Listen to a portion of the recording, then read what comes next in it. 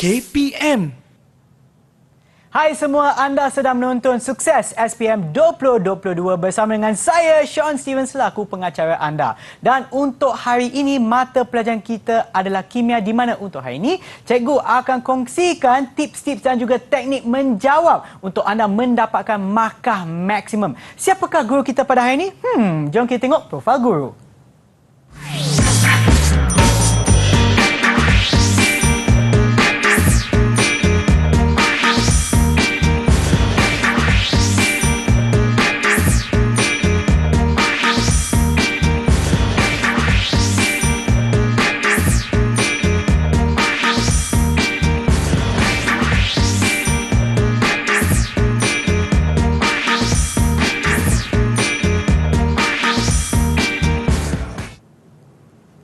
Dan bersama kita pada hari ini adalah Cikgu Nisa. Hai Cikgu, apa khabar? Hai Sean, khabar baik. Okey, baiklah Cikgu, dan saya tahu hari ini bukan kita berdua saja kan Cikgu? Ya, betul. Kita ada mermaid yang akan bersama kita dalam talian. Siapakah mereka? Hai semua! Itulah dia muka-muka kita yang akan bersama kita pada hari ini. Mungkin Cikgu boleh kenalkan diri, bukan kenalkan diri, tapi kenalkan mermaid kita yang ada dalam talian Cikgu. Okey, baiklah Sean. Okey, yang berada dalam talian sekarang adalah putera Muhammad Anik Bahjat bin Nur Helmi. Okey, yang seterusnya kita ada putera Muhammad Akil bin Muhammad Aminuddin. Okey, kita juga ada putera Muhammad Hafiz Irsyad bin Muhammad Noor. Dan yang terakhir kita ada putera Sarjan Farhan bin Syukri. Oh, ada pangkat sarjan juga Ego? Ya, semuanya putera sarjan. Ada pangkat. Okey, baik-baik. Dan apa yang kita akan belajar ni Ego? Ya, hari ini sebenarnya Sean, kita akan belajar mengenai topik polimer di mana ianya merupakan silibus dalam tingkatan 5, merupakan topik bab 4. Okay. Sebenarnya Sean, kalau Sean nak tahu, dalam topik polimer ni sebenarnya ia berkait rapat dengan kehidupan harian kita. Ya, kerana aplikasi kimia yang berada dalam topik polimer ini selari dengan teknologi masa kini di mana pelbagai produk dihasilkan melalui polimer. Okey, baik. Jom kita mulakan Ego. Boleh? Okey, silakan Cikgu. Okey, terima kasih Sean. Okey, so apa khabar? Assalamualaikum. Apa khabar murid-murid yang berada di rumah dan yang berada di dalam talian? Okey, diharap semuanya sehat sentiasa. Okey, hari ini kita nak pergi kepada topik polimer. Okey, merupakan topik tingkatan 5 bab 4, bab yang terakhir, 2 yang terakhirlah, second bab yang terakhir. Okey, seterusnya adalah kita nak pergi pula kepada apakah yang dimaksudkan dengan polimer. Awal-awal lagi dah ada definisi. Sebenarnya definisi ni membawa satu markah dalam soalan. Okey, sebenarnya definisi ni tak susah pun sebab dia adalah sejenis soalan ataupun konstruk pengetahuan. Okey, di mana murid-murid baca je dalam buku teks tu dah dapat dah jawapan untuk definisi. So apakah definisi polimer pada hari ini, iaitu polimer ialah molekul berantai panjang yang terhasil daripada percantuman banyak ulangan unit asas. Apakah itu unit asas? Unit asas itu dikenali sebagai monomer. Jadi, percantuman banyak unit ulangan asas ini sebenarnya akan menghasilkan polimer melalui satu tindak balas yang dinamakan pempolimeran. Tindak balas pempolimeran.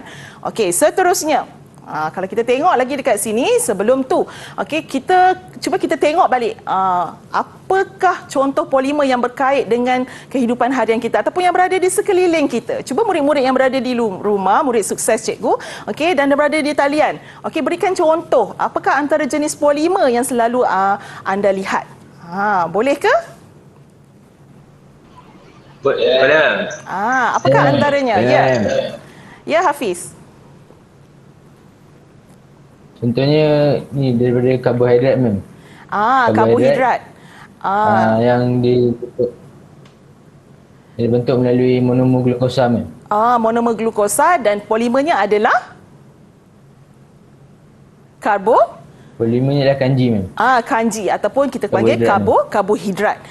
So di paparan sekarang ni adalah contoh-contoh polimer yang terdapat dalam kehidupan harian kita. Sebelum tu kan Sean, polimer ni kita boleh kategorikan dia kepada beberapa kumpulan berdasarkan kepada yang pertama adalah sumber polimer tu datang daripada mana. Yang kedua adalah daripada cara polimer itu dihasilkan. Dan yang ketiga adalah ciri-ciri polimer. Kita nak tengok apakah berapakah polimer yang ada, ciri-ciri polimer itu sendiri. Okey, seterusnya cikgu pergi dulu yang pertama ini, iaitu contoh-contoh polimer semula jadi dan polimer sintetik. Cikgu, saya ada soalan ni, Cikgu. Ya, apa Sean? Apakah beza di antara polimer semula jadi dan juga polimer sintetik? Okey, bagus soalan Sean tu. Okey, untuk makluman semua, polimer semula jadi itu adalah polimer yang terhasil daripada semula jadi. Okey. Melalui bahan-bahan yang berada di alam sekeliling kita. Okey. Manakala polimer sintetik pula adalah merupakan polimer buatan manusia yang melalui tindak balas kimia di makmal atau di kilang-kilang. Itu bezanya, Sean. Okey, di sini cikgu tunjukkan contoh polimer semula jadi dan polimer sintetik. Okey, yang murid-murid perlu tahu. Antaranya adalah macam Hafiz cakap tadi, Putra Sarjan Hafiz cakap tentang karbohidrat. Nasi, pulut yang kita makan semua tu kan. So, ianya adalah polimer semula jadi iaitu karbohidrat di mana monomernya adalah glukosa. Manakala bagi polimer protein, kita boleh dapat daripada daging. So, monomernya adalah asid amino. Okey, seterusnya kita ada polimer. Ya. Ayah ni. Okey, cikgu teruskan. Okey, seterusnya kita ada polimer semula jadi iaitu getah asli. Okey, getah asli monomernya adalah isoprena. Itu ada beberapa contoh polimer semula jadi. Seterusnya di bawah tu kalau murid-murid boleh tengok, ianya adalah sejenis polimer sintetik. Antaranya adalah pipe getah. Pipe, saluran pipe dekat rumah kita tu kan. So ianya adalah terhasil daripada monomer vinyl klorida dan polimernya adalah dipanggil polyvinyl klorida. Okey, seterusnya. Kita nak jawab soalan Sean, boleh boleh. Okey, jom kita tengok soalan pertama. Okey, mengenai pengelasan polimer. Okey, bahan manakah adalah polimer semula jadi? Adakah A. Polyethena, B. Polypropena, C. Polyisoprena ataupun D. Polyneoprena? Ada siapa yang nak jawab kat sini? Putra-putra? Saya, ma'am. Okey, teruskan. Saya, ma'am. Okey, teruskan. Saya, ma'am. Siapa tu? Hafiz atau Anik atau Akil? Okey, teruskan. Anik, ya, silakan. Akil, ma'am. Okey. Bagi Akil, ma'am. Okey, baik. Jawapannya C, ma'am. Polyisoprena, ma'am. Polyisoprena. Okey, ianya adalah polimer semula jadi. Bagi apa tu, Akil? Ianya adalah polimer bagi getah? Bagi getah, ma'am. Ya, getah asli. So, jawapannya adalah ya, betul. Polyisoprena. Okey, seterusnya kita tengok. Dah dapat satu markah dah. Ini adalah antara soalan objektif yang akan ditanya. So, soalan nombor 2. Polimer X merupakan molekul rantai panjang yang terbentuk dari ulangan unit glukosa. Okey, bila sebut glukosa, kita tahulah ianya adalah monomer bagi apakah polimer tersebut. Jadi, antara berikut yang manakah polimer X? Siapa yang nak jawab dekat sini? Putra-putra? Okey, teruskan Hafiz. Okey, Hafiz, teruskan. Okey. Jawapan dia A, ma'am, kanji. Kanji. Sebab kita dah tahu dah monomernya adalah glukosa. Pandai. Okey. Boleh? Baik juga mungkin kita ada dalam talian, harap kepada mereka yang menonton di rumah pun dapat jawab soalan tersebut. Dan sekarang cikgu, kita akan berehat seketika dan kembali semula ke Sukses SPM 2022. Didik TV KPM. Didik TV KPM. Kembali semula menonton Sukses SPM 2022 bersama dengan saya Sean Steven dan juga Cikgu Nisa bagi mata pelajaran kimia tingkatan 5. Topiknya ataupun tajuknya adalah polimer. Baiklah Cikgu, silakan. Okey, terima kasih Sean. Seterusnya kita nak pergi pula kepada jenis-jenis polimer. Okey, polimer terbahagi kepada 3 jenis, iaitu yang pertama adalah polimer termoplastik. Okey, iaitu polimer yang diacu berulang kali selepas dipanaskan dan boleh dikitar semula. Itulah polimer termoplastik. Antara contohnya adalah nilon. Okey, seterusnya kita juga ada contoh plastik ataupun PVC, polyvinyl klorida. Seterusnya kita ada nombor 2 iaitu polimer termoset. Apakah itu polimer termoset? Ianya merujuk kepada polimer yang tidak dapat diacu semula. dan terurai dan hangus selepas dipanaskan. Antara contohnya adalah baklit. Okey, ataupun permainan budak-budak tu, antara contoh polimer termoset. Seterusnya nombor 3 adalah polimer elastomer, di mana polimer ini adalah polimer yang dapat diregang dan kembali kepada bentuk asal selepas dipanaskan. Antara contohnya kan Sean, kita ada span basuh pinggan tu kan. Kita pegang dia dan kita lepas dia kembali kepada bentuk asal, ataupun bantal yang kita tidur tu, ada setengah bantal yang diperbuat daripada polimer elastomer. Okey, so jadinya untuk span ni kita namakan polyurethane. Okey, maafkan cikgu. Okey, seterusnya, kita nak terus pergi kepada soalan objektif yang menjurus kepada jenis-jenis polimer. Antaranya adalah antara yang berikut, yang manakah contoh polimer elastomer? Ada tak putra-putra yang nak membantu cikgu untuk menjawab soalan ni? Saya jawab, ma'am. Okey, silakan Farhan. Okey, Farhan, silakan. Okey, macam kita dapat lihat, A dan B, bekalik dan melamina tu adalah termoset. Manakala polimer klorida adalah termoplastik. Jadi kita boleh asingkan yang last sekali, kita styrena butadina adalah polimer elastomer, ma'am. Yes. Jawapannya D, ma'am. Okey, jom kita semak jawapan daripada Farhan. Ya, betul. Jawapannya adalah D, iaitu getah styrena butadiena, iaitu SBR ni merupakan contoh polimer elastomer. Ingat ya murid-murid dekat luar sana, polimer elastomer adalah polimer yang mana bila kita lepaskan dia kembali kepada bentuk asal. Okey, seterusnya kita nak pergi pada soalan yang keempat. Rajah A menunjukkan dua produk yang mempunyai ciri-ciri yang berbeza. Antara berikut, yang manakah paling baik menerangkan ciri kedua-dua polimer ini? Agak tinggi sikit aras kesukaran soalan ini. Okey, jadi kita kena analisis. Okey, apa gambar rajah yang terpapar pada rajah A tersebut? Jadi, manakah jawapan yang paling tepat menerangkan dua polimer ini dalam ciri yang dipaparkan jawapan tersebut? Dipersilakan. Ada? Putra-putra?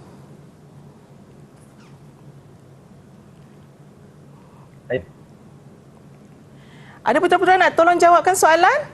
Okey, Anik. Silakan Anik. Anik Bahjan. Ada, ma'am. Ya, Anik teruskan. Ma'am. Ya. Kat tu, kita boleh lihat ada Lego. Ada tinggal. Termoplastik dan juga jadi saya rasa jawapan dia ialah D. Okey, D iaitu termoplastik boleh diacu berulang kali. Boleh diacu sekali sahaja. Tetapi termoset hanya boleh diacu sekali sahaja. Ya, betul tu jawapannya. Okey, di mana kalau kita tengok peralatan mainan tu adalah contoh ya. Okey, adalah contoh termoset di mana kita tak boleh acu dia banyak kali. So sekali sahaja. Okey, manakala termoplastik boleh diacu berulang kali.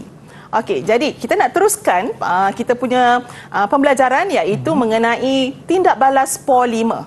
Di sini cikgu nak nyatakan kita ada dua tindak balas polimer iaitu pempolimeran penambahan dan yang kedua adalah pempolimeran kondensasi. Jadi jom kita tengok apakah beza di antara dua jenis polimer ini. Okey. Seterusnya, okey, ini adalah pempolimeran penambahan. Apakah itu pempolimeran penambahan? Ya, murid-murid kat luar sana ada nak tolong cikgu jawab? Pandai pun. Okey, antaranya pempolimeran penambahan ini berlaku apabila monomer yang mempunyai ikatan kovalen ganda 2 antara karbon, okey, C, double bond C itu bertindak balas antara satu sama lain. Sebagai contoh, kalau tengok di paparan ini, okey, kita ada ethena. Okey, monomer ethena dan polimernya adalah polyethena. Okey, jadinya kalau boleh putra-putra boleh ke tunjukkan antara contoh polimer-polimer penambahan yang melalui proses pempolimeran penambahan? Ada? Angkat tinggi sikit. Cuba angkat tinggi sikit. Okey. So di paparan ini kita boleh nampak proses pempolimeran penambahan di mana monomer menghasilkan melalui proses pempolimeran menghasilkan polimer. Okey, jadinya polimer ni adalah satu rantai yang sangat panjang. Jadi kita perlukan percantuman unit ulangan tu banyak. Jadi untuk kita menulis, kita boleh ringkaskan dengan menulis seperti yang ditunjukkan oleh putra-putra. Iaitu sebagai contoh, cikgu tengok kalau tengok yang pada Anik Bahjat punya tu. Itu adalah kloroetena. Kalau tak silap cikgu, ianya adalah kloroetena. Dan jadi apabila melalui proses pempolimeran penambahan, ianya akan jadi polyvinyl klorida. Kalau tak silap cikgu. PVC Betul ke? PVC. Okey, PVC. Jadinya murid-murid di luar sana boleh menulis ataupun boleh ringkaskan tindak balas pempolimeran penambahan ni melalui penulisan persamaan pempolimeran. Okey, seterusnya kita nak tengok pada pempolimeran kondensasi. Apakah beza pempolimeran kondensasi dengan pempolimeran penambahan tadi? Jadinya dekat sini, pempolimeran kondensasi melibatkan sekurang-kurangnya dua jenis monomer yang berbeza. Okey, dua jenis monomer yang berbeza di mana hasil pempolimeran kondensasi ialah polimer dan satu produk lain seperti molekul air dan molekul hidrogen klorida. Maksudnya untuk pempolimeran kondensasi, ianya akan ada dua homolog series, siri homolog yang berbeza. Jadi murid-murid kena kenal pasti adakah ini pempolimeran kondensasi ataupun pempolimeran penambahan. Okey, lagi satu tips dia adalah pempolimeran kondensasi menghasilkan produk lain iaitu asid hidroklorik, hidrogen klorida ataupun molekul air. Okey, seterusnya kita tengok pada satu soalan ini. Okey, Raja 1 menunjukkan monomer-monomer bagi terilena. Okey, apakah jenis pempolimeran bagi terilena? Adakah ianya pempolimeran penambahan ataupun pempolimeran kondensasi? Ada putra-putera nak tolong cikgu jawab? Saya jawab, ma'am. Okey, Farhan Darwisha, teruskan. Okey, ma'am. Kalau kita tengok, monomer yang sebelah kanan itu merupakan 1,2 etanadiol. Di sebelah kiri itu merupakan asid tereftalate.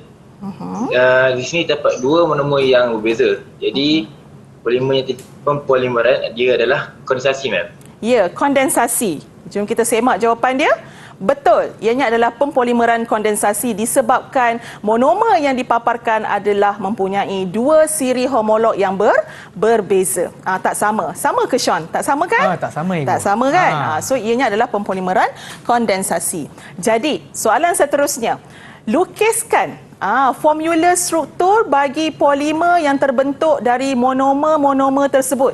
Kalau kita tengok markah dia diperuntukkan dua markah. Jadi, cikgu nak minta murid-murid ataupun putra-putra lukiskan sekarang formula struktur bagi polimer yang terhasil daripada monomer-monomer yang ditunjukkan. Dua markah tu, kat mana nak dapatkan dua markah? Okey, cepat-cepat kita lukis. Ya, dan kepada mereka yang menonton di rumah pun, anda pun boleh cuba dan kita boleh bandingkan jawapan kita semua, ya? Betul tu. Okey, kalau dah siap boleh tolong angkatkan. Okey. Dah siap, ma'am. Dah siap. Dah siap. Okey. Okey, angkat tinggi sikit. Anik Bahjat, bagaimana? So kalau kita tengok, lukisan daripada putra-putra untuk formula struktur. Okey, semuanya betul. Okey, Farhan betul. Hafiz betul. Siapa lagi tu? Akil betul. Okey, cuma Anik Bahjat. Okey, Anik Bahjat pun betul juga. Cikgu, apa yang saya nampak untuk Hafiz tu, dia ada air juga ke? Ada air. Okey, dekat Hafiz tu ada air. Terima kasih, Sean.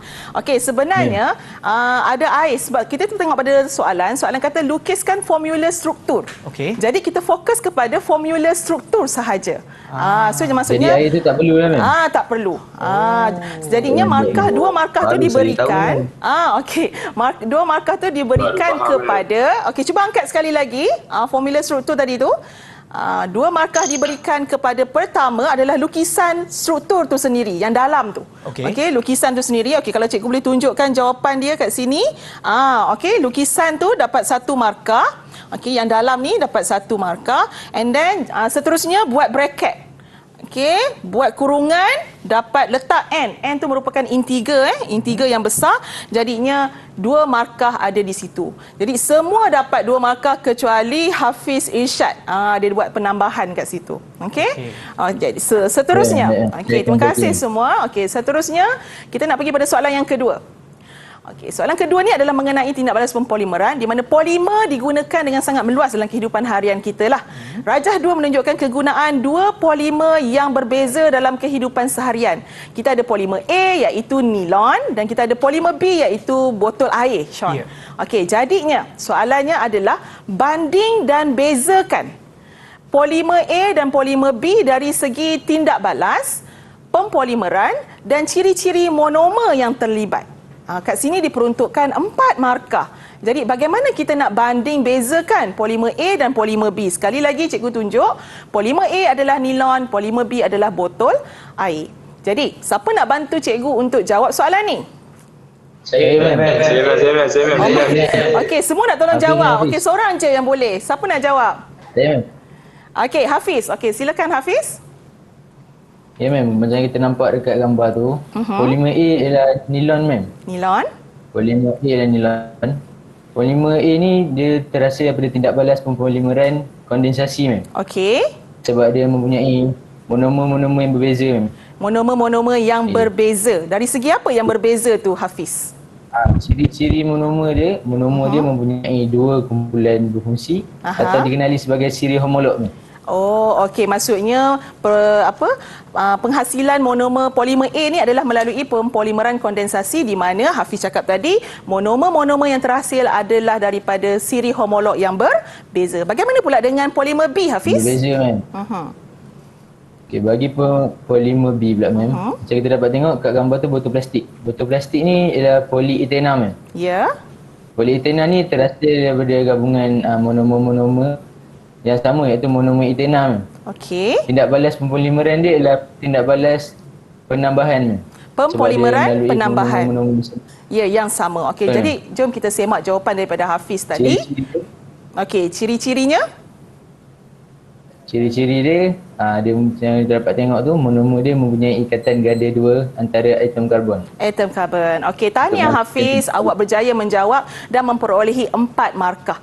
Okey, di sini cikgu nak syorkan kepada murid-murid sukses cikgu, okey, supaya kena kenal pasti dulu. Okey, polimer A dengan polimer B tadi tu melalui tindak balas apa? Maksudnya tindak balas pempolimeran kondensasi tu, apakah contoh-contoh polimer yang melalui tindak balas tersebut? Kalau tindak balas pempolimeran penambahan pula, apakah antara contoh-contoh polimer? Jadi daripada situ, bila diberikan soalan, murid-murid dapat mengenal pasti dan menjawab soalan dengan baik. Ya, terima kasih cikgu. Dan itulah dia salah satu teknik untuk menjawab soalan yang berkaitan dengan tindak balas pempolimeran. Ya, dan sekarang kita akan berehat seketika dan kembali semula ke Sukses SPM 2022.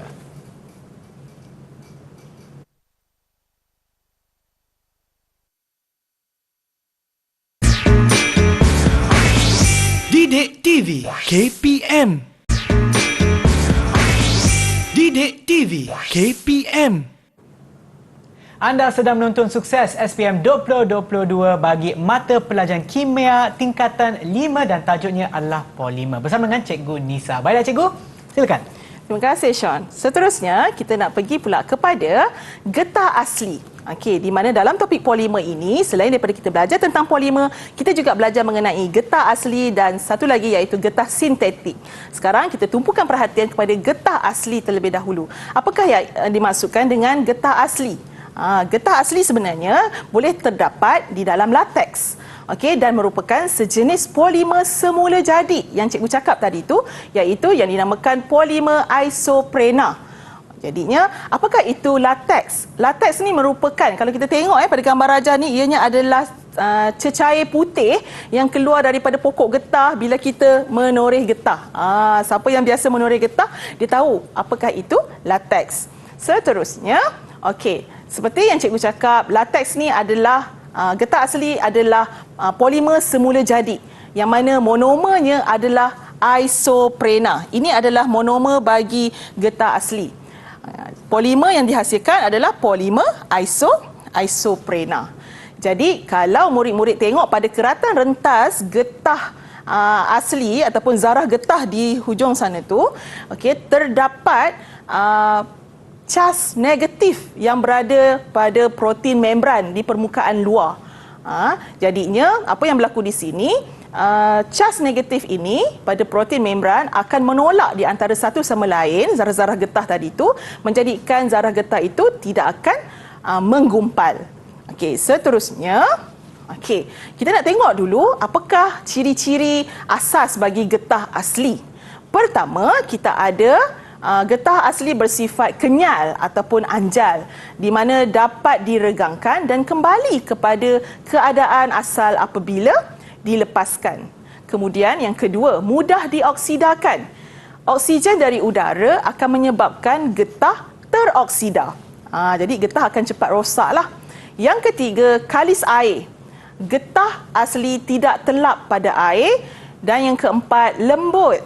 Pepejal putih lembut pada suhu bilik.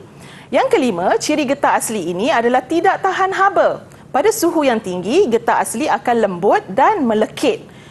Manakala yang keenam, penebat elektrik tidak mengalirkan arus elektrik. Itu adalah ciri-ciri getah asli, ya Sean. Tapi sebenarnya kita boleh tambah baik getah asli ni dengan menambah bahan lain supaya kita dapat hasilkan getah yang lebih berkualiti lah.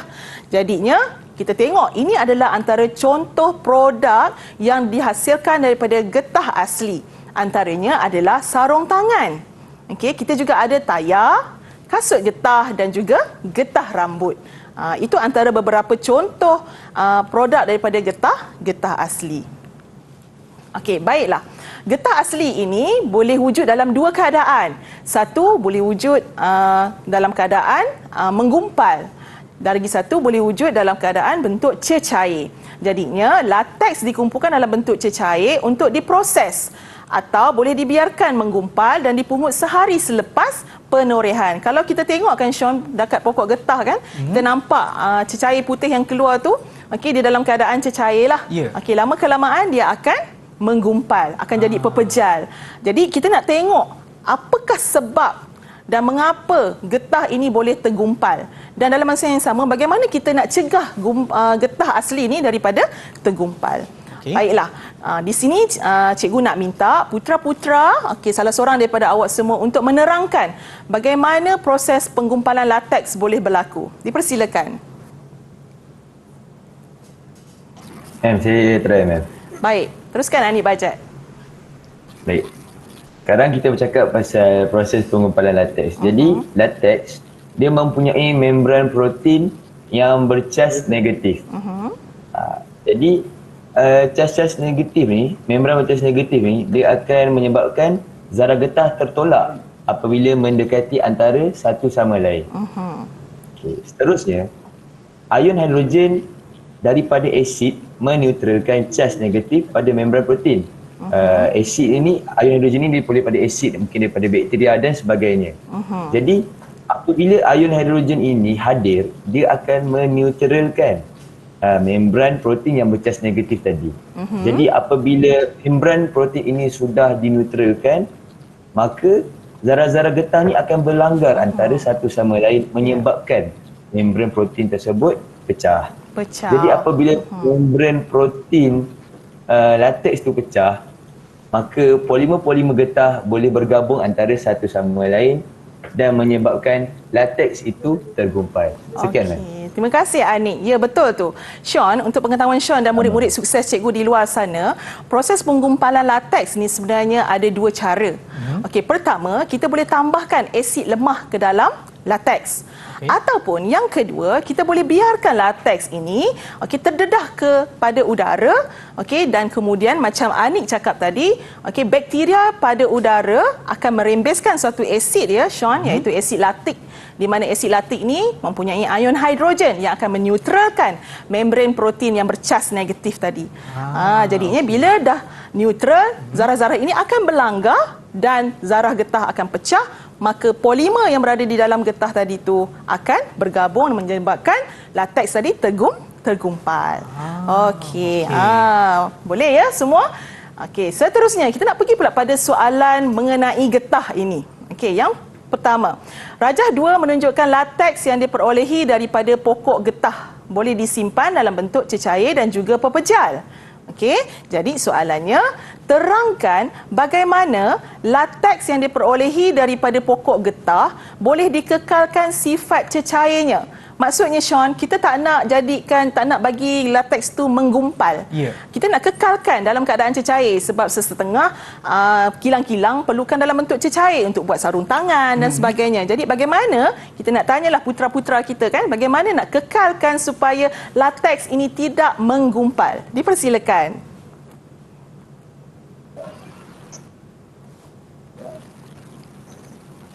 Saya. Siapa yang nak jawab? Okey, Farhan mungkin tadi dah Anik. Okey, Farhan pula. Okay, kan? Latex, kalau kita nak kekalkan sifat cair latex tu, kita kena letakkan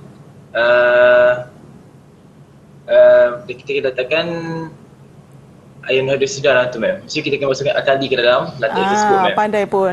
Letakkan larutan beralkali, yang mana larutan alkali itu ada ion hydroksida. Lagi, Farhan? Sebab ada 2 markah kat sini, baru dapat 1 markah.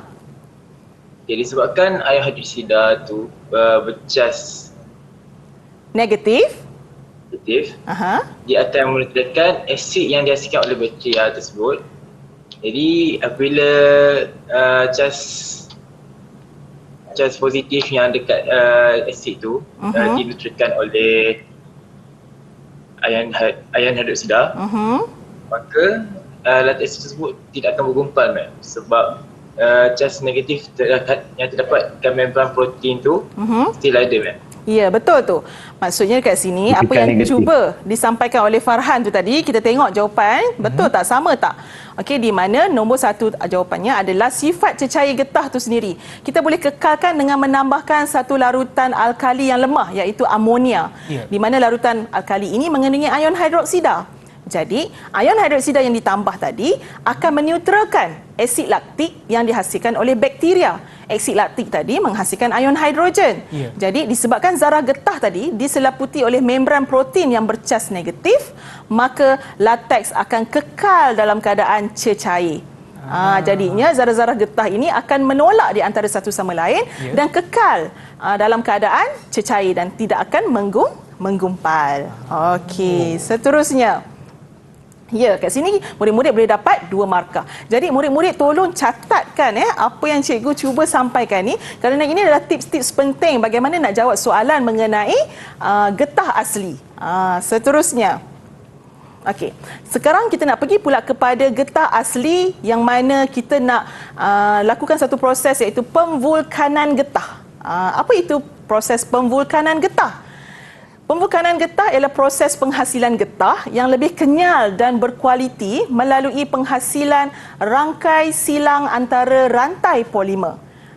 Jadinya kalau tadi kita ada getah asli kan, sekarang kita ada getah tervulkan. Cikgu, tapi untuk Cici bagi getah asli dengan getah tervulkan tu sama ke, Cikgu?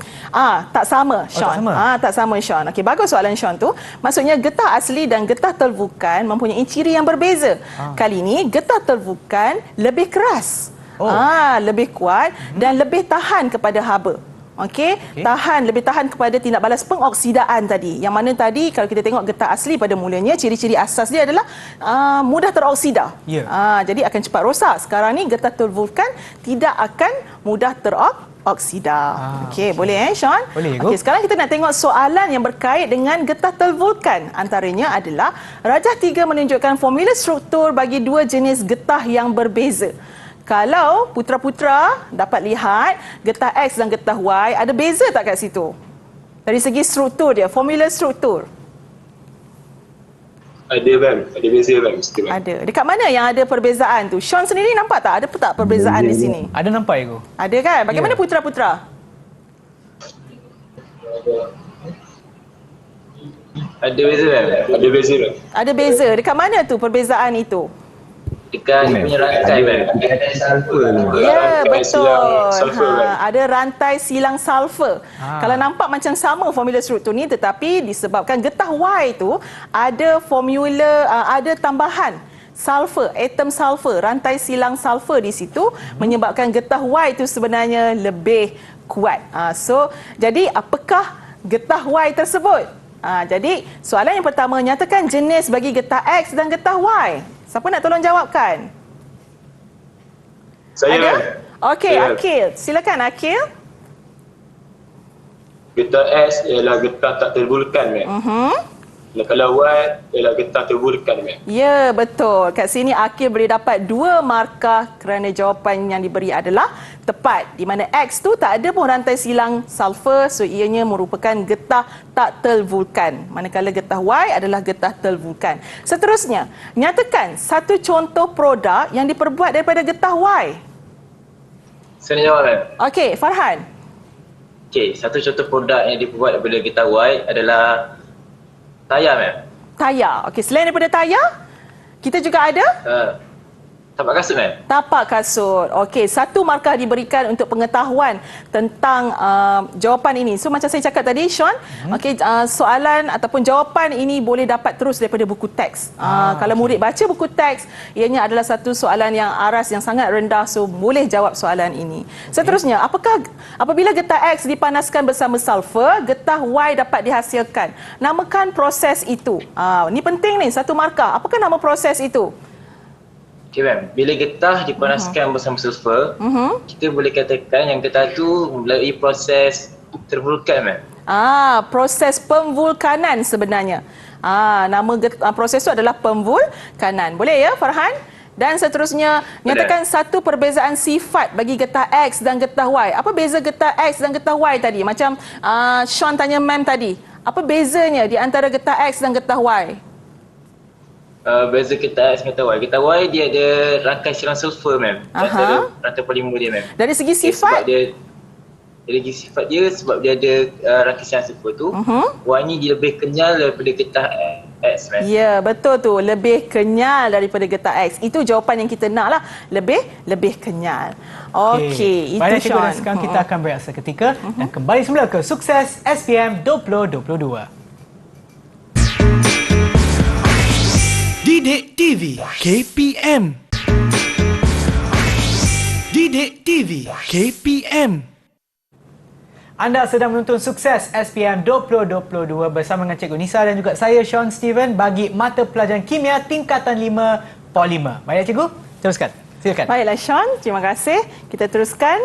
Sekarang kita nak masuk pula kepada 4.3 iaitu getah sintetik. Apakah yang dimaksudkan dengan getah sintetik? Ianya sebenarnya merupakan sejenis polimer sintetik yang bersifat kenyal dan ataupun kita boleh panggil dia sebagai polimer elastomer. Kebanyakan getah sintetik ini sebenarnya dihasilkan daripada produk sampingan daripada petroleum. Jadinya kalau arti kata lain, ianya adalah alternatif kepada getah asli. Jadi kita guna getah sintetik. Jadi contoh getah sintetik ini kita ada seperti di paparan adalah tapak kasut ataupun kita ada sarung tangan. Seterusnya, kita juga ada senaraikan ciri-ciri bagi getah sintetik. Bila sebut getah sintetik, ianya sama maksud dengan polimer sintetik, di mana getah sintetik ini adalah getah buatan manusia yang dihasilkan melalui tindak balas kimia di makmal ataupun di kilang-kilang. Antaranya adalah yang pertama, keras. Yang kedua, kenyal. Yang ketiga, ianya sebagai penebat haba yang baik. Yang keempat, getah sintetik juga tahan pada bahan kimia, seterusnya tahan pengoksidaan dan juga tahan haba. Ini adalah contoh getah sintetik iaitu tali sawat. Seterusnya, cikgu nak tunjukkan contoh-contoh getah sintetik dan kegunaannya. Okey, siapa boleh bagi tahu dekat cikgu apa antara contoh getah sintetik yang pernah anda jumpai? Ada? Saya, ma'am, saya. Okey, teruskan. Ya, Hafiz.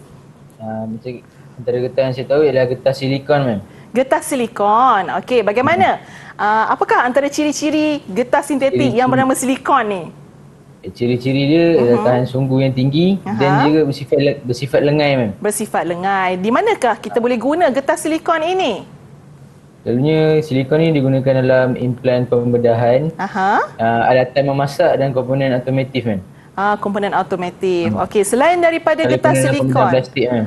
Pembedahan plastik. Okey, pandai. Seterusnya, apa antara contoh lagi getah sintetik selain daripada yang Hafiz cakap tadi, getah silikon? Ada yang nak bagi contoh? Ya, Anik Bahjat. Silakan. Ya. Antara contoh lain getah sintetik ialah neoprena mem, atau juga dikenali sebagai polikloroprenaa mem. Okey, polikloroprenaa. Kena sebut betul-betul. Betul mem. Okey, apakah antara ciri-ciri? Polikloroprenaa. Ya, apakah antara ciri-ciri getah sintetik ini? Ciri-ciri polikloroprenaa ialah tahan haba yang tinggi, tahan pengoksidaan dan tidak mudah terbakar. Tidak mudah terbakar. Jadi, di manakah kesesuaian penggunaan getah neoprena ini? Biasanya mem untuk paip getah petrol mem. Paip getah petrol. Lagi selain daripada itu? Sarung tangan Sarung dan tangan. juga tali sawat. Tali sawat. Okey, kita juga ada, kalau kita tengok dekat bawah sekali tu, kita juga ada getah nitril. Getah nitril merupakan salah satu daripada contoh getah sintetik. Jadi, apakah kegunaan getah nitril ini? Siapa tahu? Saya Saya. Okey, Farhan. Kita bagi pada Farhan pula. Okey. getah nitril ni digunakan untuk membuat sarung tangan ma'am. Sarung tangan. Okey, bagus. Jadi dekat sini kalau Syam boleh tengok dekat paparan, kita ada getah nitril yang digunakan untuk buat sarung tangan dan kita juga ada getah neoprena yang digunakan untuk buat sarung tangan. Jadi, jom kita tengok apakah antara soalan yang berkait dengan getah sintetik ini. Yang pertama, apakah yang dimaksudkan dengan getah sintetik? Yang membawa 1 markah. Siapa nak tolong cikgu jawab? Saya mem. Okey. Saya jawab mem. Ni, Akil tak nak jawab ke Akil? Okey, teruskan. Silakan Ani. Tak apa ma'am. Saya Okey. bagi yang dia baca je ma'am. Okey, bagi baca dulu. Okey, teruskan. Okey mem.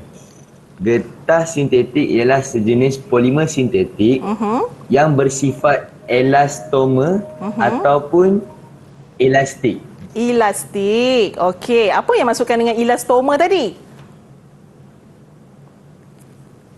Elastoma ni mem, dia merupakan polimer yang apabila kita tarik bila kita tarik polimer tu, dia boleh kembali kepada bentuk asal dia balik mem. Apabila kita lepaskan regangan tersebut. Betul. Okey, terima kasih Ani. So betul dapat 1 markah, pandai. So apakah itu polimer getah sintetik? Merupakan polimer sintetik yang bersifat elastoma, di mana kalau kita tarik, kita regangkan dia dan kita lepaskan, dia kembali kepada bentuk asal. Seterusnya, yang kedua, sarung tangan pembedahan dapat dihasilkan dengan menggunakan getah asli atau getah sintetik. Persoalannya sekarang ni, kita nak guna getah asli ke getah sintetik? Jadi soalan pertama, namakan getah sintetik yang dapat digunakan untuk menghasilkan sarung tangan pembedahan. Dia nak fokus pada getah sintetik. Apakah nama getah sintetik tersebut?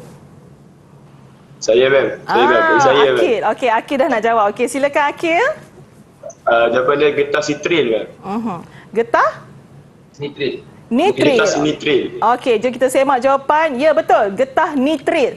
Kita gunakan getah nitril untuk buat sarung tangan pembedahan. Ianya paling sesuai menggunakan getah nitril. Bagaimana pula dengan soalan yang seterusnya? Sarung tangan pembedahan dapat dihasilkan dengan menggunakan getah asli atau getah sintetik. Jadi bagaimanakah ciri sarung tangan pembedahan daripada getah asli tadi berbeza dengan yang dihasilkan menggunakan getah sintetik? Kenapa kita guna getah sintetik? Kenapa tak guna getah asli? Saya nak jawab kan? Saya nak jawab. Hafiz Irsyad, silakan. Kita guna getah sintetik ni sebab dia lebih tahan kepada minyak dan pelarut organik, bahan kimia yang digunakan dalam pembedahan. Dalam pembedahan maksudnya tahan dari segi kepada pelarut organik ataupun minyak kan, betul? Jadinya jawapannya adalah 1 markah. Betul, lebih tahan terhadap minyak dan bahan pelarut. Seterusnya, okey, boleh kita sambung lagi Sean? Ada Boleh, masa cikgu. lagi? Ada. Okey, kita teruskan soalan yang seterusnya iaitu getah sintetik lebih tahan lama dan tidak mudah diuraikan secara semula jadi. Getah sintetik ni berbanding dengan getah asli. Wajarkan penggunaan getah sintetik ini dalam menghasilkan pelbagai barangan. Soalan ini selalu ditanya dalam bahagian esei yang membawa 3 markah. Jadi kita kena wajarkan kenapa boleh kita guna getah sintetik ini. Okey, siapa nak tolong ma'am jawab? Saya ma'am. Saya ma'am, saya nak Saya jawab. ma'am. Sama je Sean, ramainya. Okey, kita Baik. pilih Akil lah. Boleh? Kita pilih Akil. Akil tadi dia kurang cakap, dia pemalu Sean. Ya ke? Okey. Okey, teruskan. Getah sintetik lebih tahan haba dan tahan pelilasan untuk membenarkan bahan seperti tayar dihasilkan ma'am. Okey, pertama Dan seterusnya, okey, sekejap Akil. Pertama tadi Akil kata bagaimana Akil menjawab soalan ini di mana wajarkan penggunaan getah sintetik dalam menghasilkan pelbagai barangan. Pertama, kenapa tadi?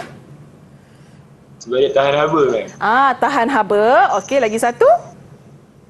Tahan pelilasan. Tahan pelelasan. Okey, seterusnya yang kedua? Yang kedua, getah sintetik tidak mudah terurai ma'am secara semula jadi boleh menyebabkan pencemaran ma'am. Jadinya dia getah sintetik ini bagusnya dia tidak mudah terurai. Sean, tidak mudah terurai. So sesuailah untuk buat pelbagai jenis barangan. Dan yang ketiga, untuk jawapan yang ketiga? Yang terakhir ma'am, yang ketiga ma'am. Getah sintetik perlu dilupuskan secara sistematik agar pencemaran dapat dielakkan ma'am.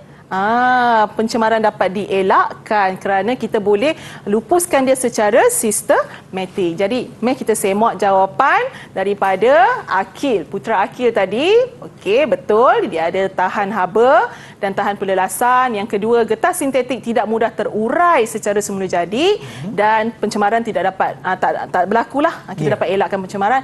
Dan seterusnya, getah sintetik perlu dilupuskan secara sistematik agar pencemaran dapat dielakkan. Dan soalan yang terakhir, ini soalan cepu mas, cikgu nak tanya, bagaimanakah kita nak kurangkan penggunaan polimer ni ataupun getah sintetik ni terhadap, maksudnya terhadap alam sekitar kita. Kalau kita sayang pada alam sekitar kita, bagaimana kita nak pupuk nilai-nilai murni di kalangan kawan-kawan tentang penggunaan getah sintetik ni? Adakah kita perlu guna setiap masa ataupun bagaimana? Tak ma'am. Ya. Saya jawab ma'am. Okey, Hafiz. Ya ma'am, untuk getah sintetik ni kita tak perlu guna setiap masa ma'am. Sebab kita ada pilihan alternatif iaitu getah asli. Getah Jadi asli. kita boleh guna getah asli sebab dia bahan organik ma'am. Jadi Bahan dia lebih organik. selamat untuk alam sekitar. Bila semak alam sekitar. Okey. Seterusnya kalau boleh mencadangkan adalah macam sekarang ni kalau kita pergi pada kedai-kedai dan sebagainya, okey, dikenakan bayaran untuk plastik, betul. Jadi di situ adalah salah satu kempen untuk kita kurangkan penggunaan polimer-polimer ni kadang-kadang sebab susah nak diuraikan. Begitu Sean. Okey. okey. So itu saja Sean rasanya untuk kali ini. Ya, dan sebelum kita mengakhiri pembelajaran kita pada hari ini, mungkin cikgu boleh berikan sedikit rumusan kepada apa yang kita dah belajar untuk hari ini. Okey. Jadi untuk rumusan pada hari ini, okey, untuk bab polimer ni sebenarnya tak susah pun murid-murid yang berada di luar sana ataupun berada di talian.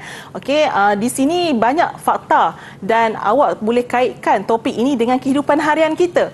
Dan kita boleh bezakan tadi daripada awal kita tentang polimer. Okey, bagaimana polimer itu dihasilkan melalui proses apa. Okey, dan kita ada berapa ciri-ciri polimer itu sendiri. Kita ada 3 tadi kan.